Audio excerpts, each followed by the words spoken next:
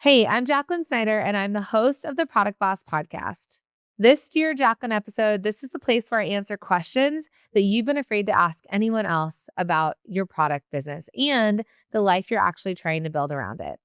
And I want to start today's episode with a number, $10,000. There is almost always $10,000 already sitting inside of your product business.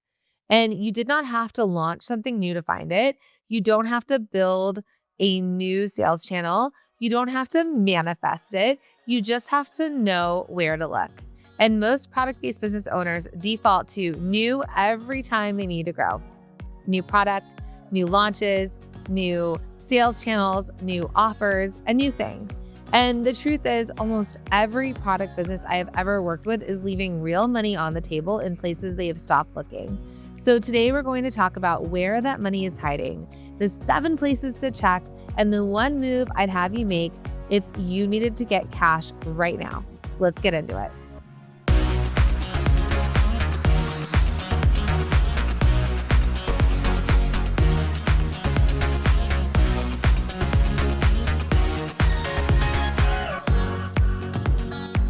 So here's the question that came in. Dear Jacqueline, how do I make $10,000 without launching something new? Now, this client was like, I need to make a quick 10K. They had bills to pay and things needed to happen. So real quick before I answer this, if you want me to answer your questions on a future episode, all you have to do is follow me over on Instagram at The Product Boss and slide into my DMs with one of the words, Dear Jacqueline, and your question. And I read every single one of them that comes in, and it's for people who follow the show. Follow me on Instagram, and the best ones become future episodes. Okay, so let's get back to the answer. So first, I want you to hear something important. You do not have a I need enough customers problem. You have a haven't asked them yet problem. So stay with me on that.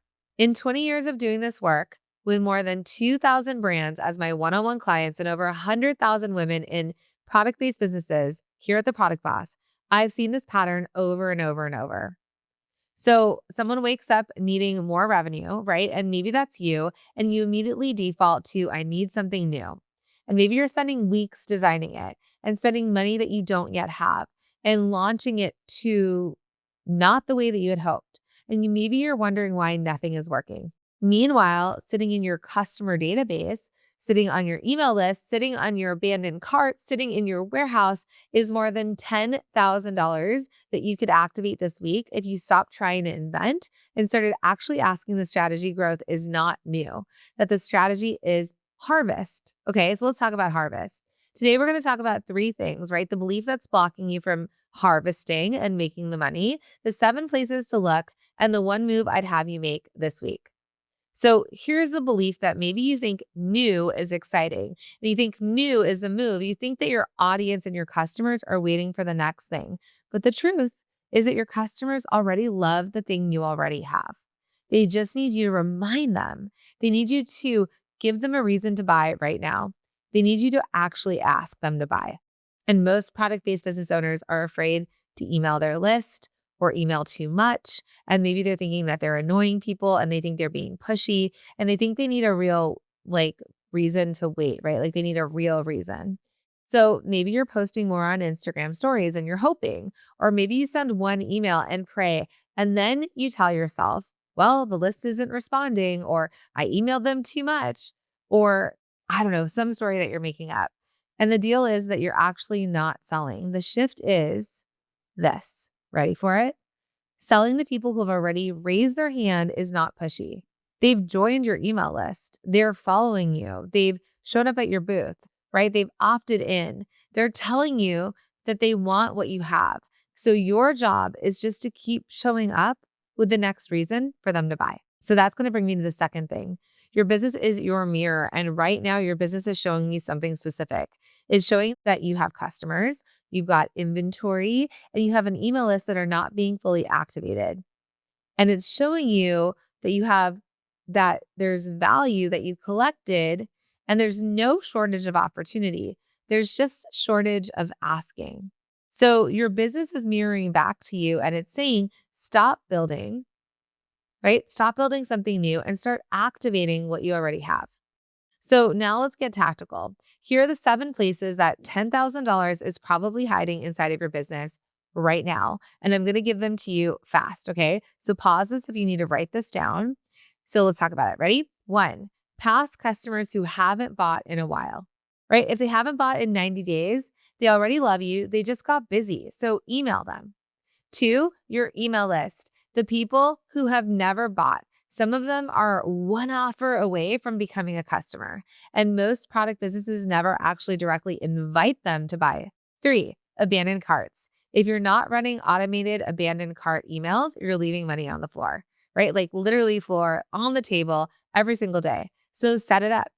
And 4, wholesale buyers, right? Wholesale buyers who haven't reordered. Pick up the phone, send a personal email, and ask if they're running low. Most reorders happen because the founder and the owner asked, not because the buyer remembered. 5, old inventory. Yep. Sitting in your warehouse, on your shelves, bundle it, discount it, make it a flash sale, convert it into cash. Inventory is not money sitting in a box. Inventory is money you've already spent that hasn't come back yet. And 6, your best-selling product.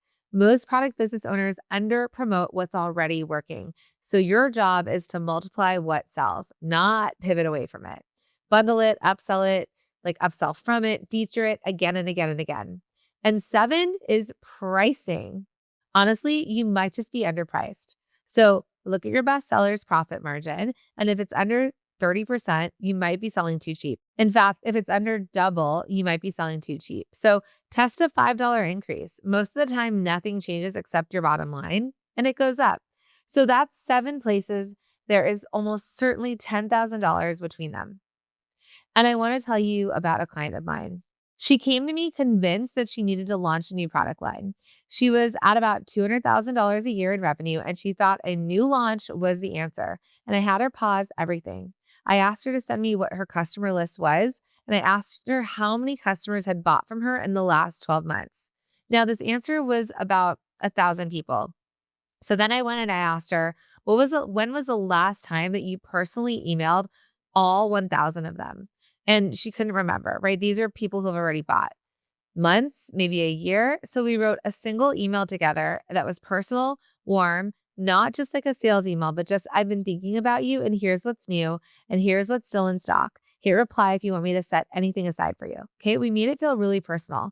We sent out that email to 1,000 people on a Tuesday. And by Friday, she had $15,000 in new orders. She had not launched anything new. She just had to remember to ask and make a special offer. So if you take nothing else from today, take these 3 things. 1, growth is rarely about new. Growth is about asking the people who have already loved you and have bought from you to buy again. 2, the money is already in your business. It's in your past customers, your email list, your abandoned carts, your wholesale buyer, your inventory, your best sellers, and your pricing. You just have to look. And 3, selling is not pushy. Selling to people who opted in is just a service, right? It's a service of giving them what they wanted. It's your job. They're waiting for you to ask. So here's your work for the week. I want you to pick one of the 7 places I just named, just one. And I don't want you to try to do it all 7 right now. Take one specific action. If it's past customers, pull a list of customers who haven't bought in 90 days and email them today. If it's your email list, write one email you've been avoiding writing and send it on Thursday. And if it's wholesale, pick 3 buyers and call them today. Not email, call them, one action this week and watch what happens. All right, so 2 quick things before you go. Every single week, I host a free training called How to Scale Your Product Business to $1 million and Past It Without Becoming the Bottleneck. And I want to invite you to this because in this, I walk you through the strategy, the belief shift, and the next move all in one session. It's exactly what I would teach someone if we were working together. So all you have to do is go to theproductbossworkshops.com to grab your seat. I'll drop the link in the show notes. 2, if you're past the workshop phase and you're ready to actually sit down and talk about where you are, where you're stuck, and where you want to go, you can book a free, yes, I said free, one-on-one session with one of my product business growth advisors. We'll walk you through your business, find the places that you're stuck, and also find where that cash is and then figure out what your next move should be. So if you want to grab a free one-on-one call, all you have to do is go to theproductboss.com/book a call. All right, my friends, I can't wait to support you in the next episode. Make sure you're following the show. I'd love to see you at our workshop every single Monday or perhaps on a call. All right, see you next week.